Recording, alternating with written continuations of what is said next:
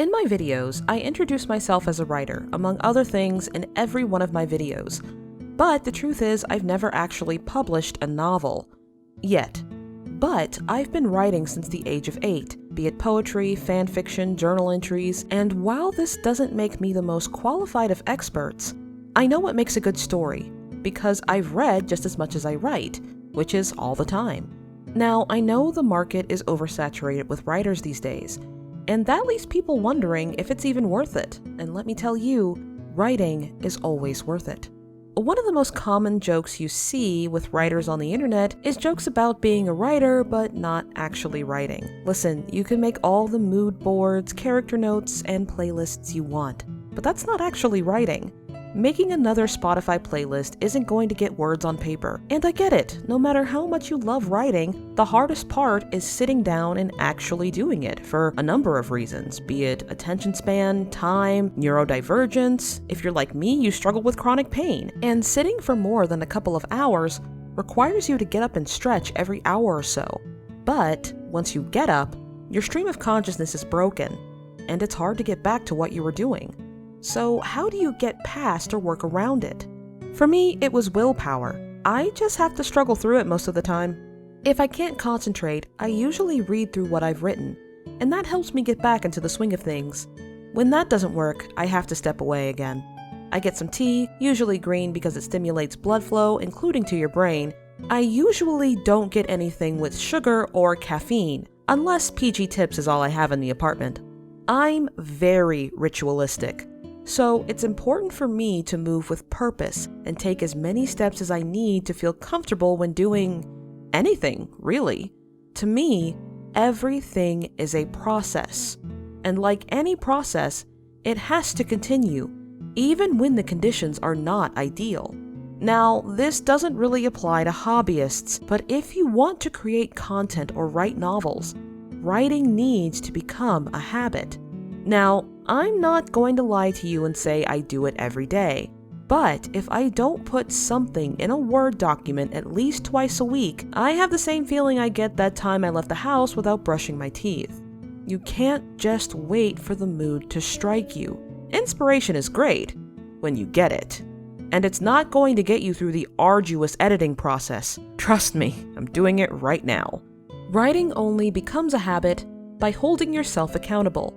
Now, the word accountability has lost its sting due to the nature of social media using buzzwords like overplayed radio edits, but it doesn't just come with accepting fault. Now, I'm not going to rehash the whole no excuses rhetoric for various reasons, but the bottom line is, feeling guilty isn't going to get words on the page.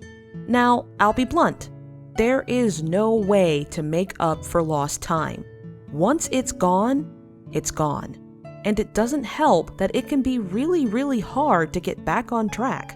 You can always work twice as hard the next time, but if you keep having to do it, you're likely to burn out. So, your best bet is just to be a little more consistent the next time. Maybe you stopped writing after 5 days, so the next time you get back on track, try for a week. Sometimes you can go months without writing, and that's okay. Remember, beating yourself up won't fix anything. Try to get something on the page once a week, even if you end up hating it. You'll have done something. And it's not easy, but things worth doing rarely are. To me, writing is never a waste of time because even if you hate it, it counts as practice. And practice makes perfect. Or at least it makes work you can be proud of. Now, there are people who are incredibly talented, have a way with words and just capture your attention. But talent means nothing without practice. And in my opinion, storycraft can only be learned through practice and study, especially when it comes to story pacing. Practice needs to be done consistently, and let me tell you, consistency is the hardest part for me especially. I mean, look at my upload schedule. The truth is, you are writing for you, no one else. Honestly, other people see about 2% of what I write. And I'm of the mind that fan fiction is a great tool for writing practice and can be very cathartic, especially if you struggle with writer's block. Now, writer's block is a common phase you hear when someone is struggling to write at all, and a lot of writers talk about writer's block like it's the disease. But really, it's a symptom of a lot of stuff really, be it depression, anxiety, or just having a hard time processing the state of the world because holy shit. In some cases, burnout is inevitable, and you have to take a step back or risk losing your passion altogether. Your creative juices are like a river, and sometimes it can run dry, or it can flood, which can be just as bad. Sometimes an abundance of ideas or too much motivation can be just as paralyzing, because instead of having nothing to work with, you're overwhelmed. Either way, you're blocked. So how do you get unblocked? For me, it comes down to changing locations, because I write at home and the milk tea shop just has a different vibe. And also boba. And pork buns. Sometimes I go for a walk and only listen to music. No podcasts or YouTube videos. Just music. And usually music with no lyrics. But when I'm really stuck, I purposefully go out of my way to find books, video games, and TV shows out of my comfort zone. That's how I found the show Inside Job. Watch it, it's great. This is when you can make your character collages and Spotify playlists. Some people even use roleplay boards to get back into the swing of things. I play D&D with my friends. Usually riffing off of them helps me build the story I'm writing in my head, especially if I'm stuck on dialogue. Hey, if you have the funds, maybe commission art of one of your characters. You don't need inspiration per se, just remind yourself that you love your story, and you're the only one who can write it. And hell, maybe you find out that you actually do hate it, but you won't know that until you write it. Now, when you're finally ready to write, do whatever you need to do to get in the right headspace. Of course, as long as you're not harming yourself or infringing on other people's privacy or general peace of mind. It doesn't matter if your process is a little weird or other people don't do it. It's your story, your process, your rules. Especially if you write at home like me. Now, I am very lucky to have a flexible schedule where I can devote a lot of time to writing. But one of the things that's very important to me, individually, is food.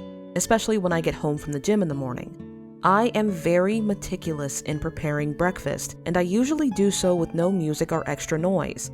I guess it's my way of practicing mindfulness, but honestly I'm just a control freak.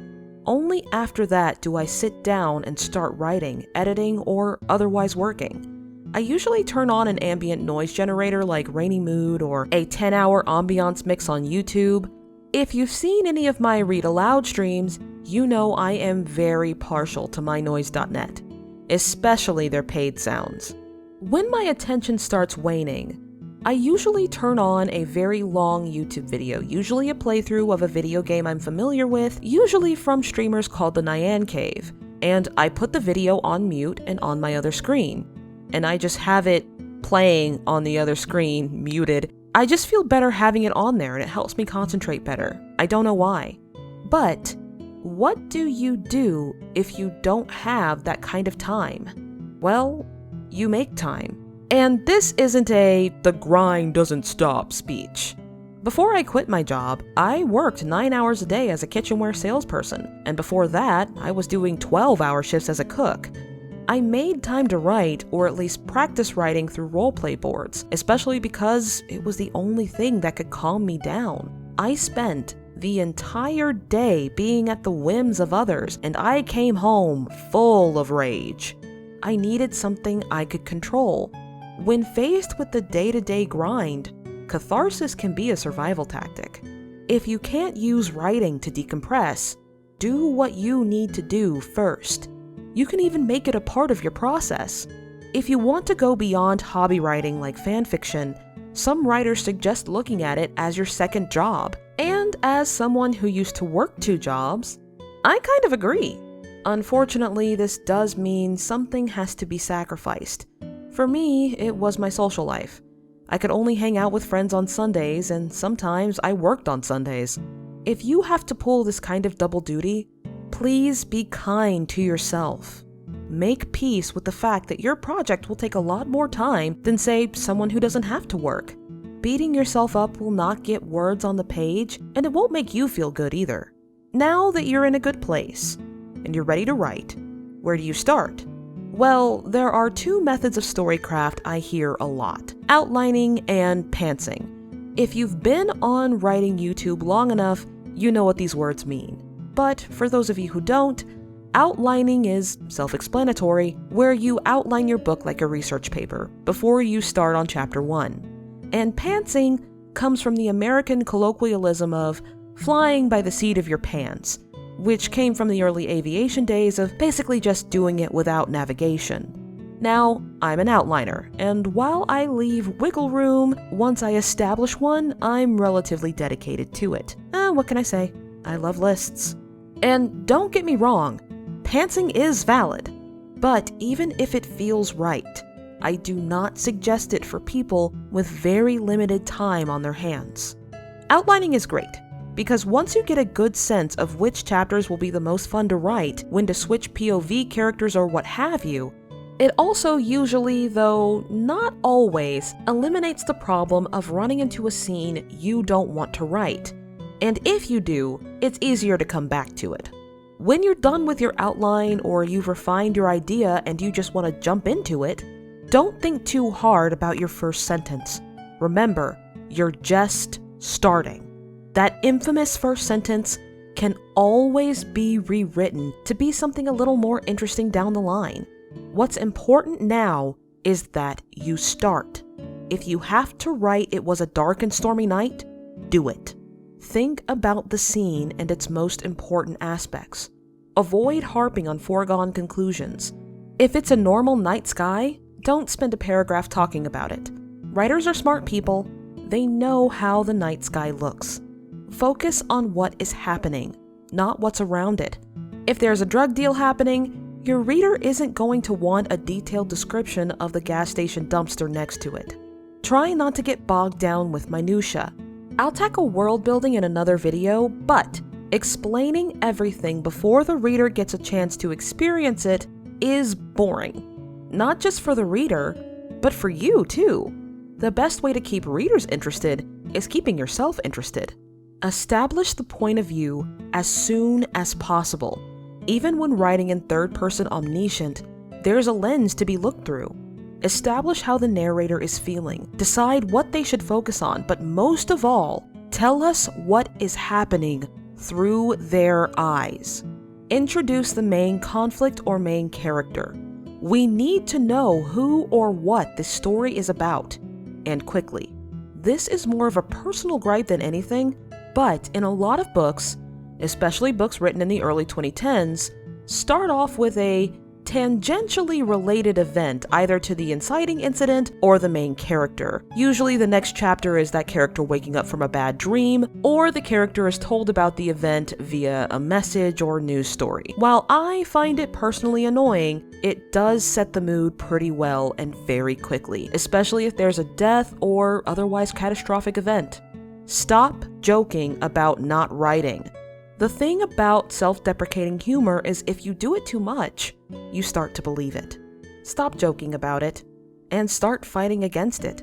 Get something down on a Word document. Then you can make jokes. When you're done, reward yourself. Get boba. Watch an episode of your favorite TV show. Sleep. You are one step closer to finishing your project. And that step, however small, is a step forward. Always keep moving forward. Writing is hard. Make the process as comfortable as possible, even when the conditions are less than ideal. You can't wait for inspiration to strike. You have to look for it. Everything you write comes from your brain, so remember to be kind to it and to your body. Everyone has their own process, and it might take a little trial and error, but you'll find it. Don't be afraid to try new things, and even if you feel silly for doing something, if it helps you get it done, you get it done. When you write, your biggest mission is to tell us, your readers, what's happening. Not the night sky, the street lights, or her lavender hues. Tell us how your characters feel. Is it nonfiction? Then tell us how you felt. But most of all, keep going. It's okay if you're slow. You might even have to stop. And that's okay as long as you get back to it. Once you start writing, keep writing. Not for your teachers or for your readers' sake, but for your own. Because the only one who can write your story is you. Please like if you like this video. Subscribe if you really like this video and would like to see more. You can find me on Tumblr, TikTok, Twitter, and Instagram, but mostly Tumblr and TikTok, because fuck Twitter. Thank you for watching. Stay weird, beautiful, and happy eating.